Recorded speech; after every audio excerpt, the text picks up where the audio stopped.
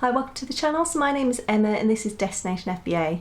Now this channel was created so I could share my journey with Amazon FBA and anything I encounter along the way. Now a lot of the videos I upload are things that have been requested on social media, so our Facebook group for example, which I'll link below. So whether you're just starting out or you're an experienced seller, this is a great place to speak to like-minded people and just get general help and advice on anything you need. So today I want to talk about the daily checks we should be doing on our Amazon seller account. Now if you're only selling a few items, you may not need to do this daily, but do try to get in a good routine of doing this on a very regular basis. So carrying out these daily checks will just help to keep your account healthy and in good stand, and this in turn will help you to win those buy boxes when you're competing against other sellers. Now the first thing we're going to look at is stranded inventory. So this is an item that is currently not available for sale because it does not have an active listing. Now this could be because the listing has been suppressed or it's been deleted altogether. So if you go to inventory and then manage FBA inventory, it would normally show along the top. Now I don't currently have any stranded inventory, but if I did, I would deal with it straight away. So I'd check what the issue is. I'd either create a new listing, adjust my pricing, or create a removal order. And then the next thing is unfulfillable inventory. Now this is inventory that is either expired, damaged, or cannot be sold for any other reason. Now it could even be a customer return that's been opened, used, or damaged, and unfortunately Amazon will not reimburse you for this. So while these items are sat on Amazon's shelves, you will be paying storage fees, so we need to create a removal order as soon as possible. And we only actually have 30 days to do this. If we don't remove them within 30 days, then Amazon do reserve the right to dispose of them. So we can see these by going to inventory and then manage inventory, and then any unfulfillable items will show at the top here. And if we click this, it will open up in more detail and show us any items that we need to deal with. So this shows us the status, the SKU, the product name, and how many items there are. And from here we can go ahead and create a removal order.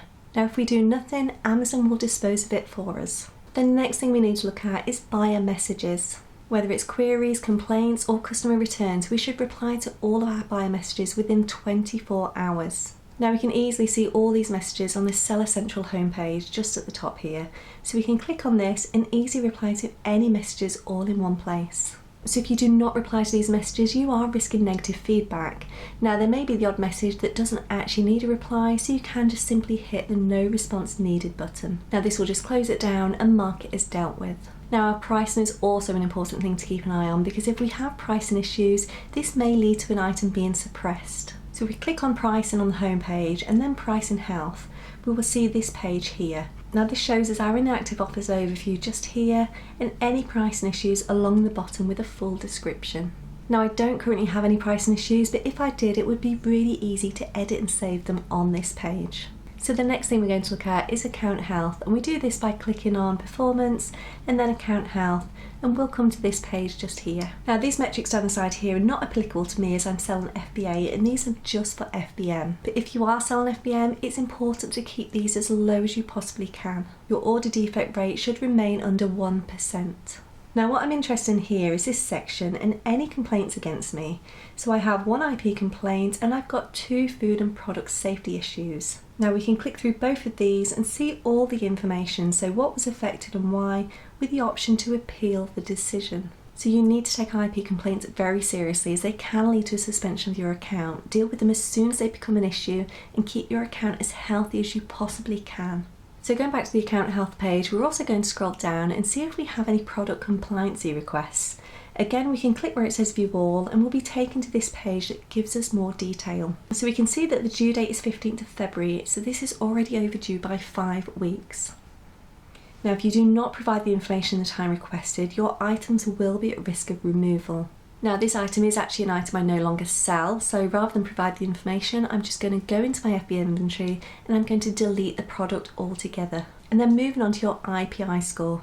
So this stands for Inventory Performance Index, and it's a score that manages your inventory performance and how efficient you are in managing that stock. So we can see this on the homepage of Seller Central just at the top here, and if we click this button we'll be taken to an inventory performance page where we can see the influencing factors in more detail. So as of January 2022, the IPI threshold for storage limit stands at 400. So this means if your IPI score falls below that 400, you may be subject to storage limits. So do check this on a regular basis and keep it as high as you can. So if we scroll down, we can click on show more details in each section. This will just break everything down further for us. So we can also click these buttons just here and we can see how we can improve things further. So a high IPI score will help you when you're fighting to win those buy boxes. So a high IPI, along with a generally good, healthy account, will really help you compete against those other sellers. Now, deleting inactive listings will also help this IPI score, and I have recently done a video on this, so I will link this below. I would definitely recommend you check that out because it can make a huge difference. Now, the final thing I'd recommend you do, even if it's only once a week, is your inventory shipments. So we want to be sure there are no discrepancies between what we've sent to Amazon and what they say they've received.